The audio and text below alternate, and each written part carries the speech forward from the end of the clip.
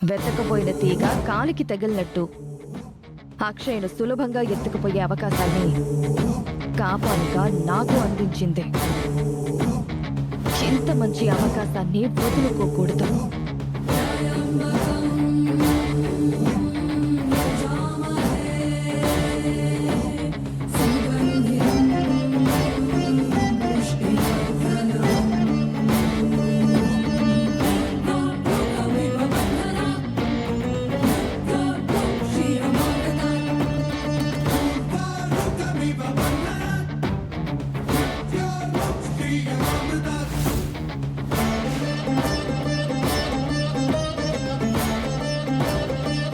ఏమి నా అదృష్టం, అక్షయ్తో పాటు ముక్కు పుడక కూడా సొంతం కాబోతుంది.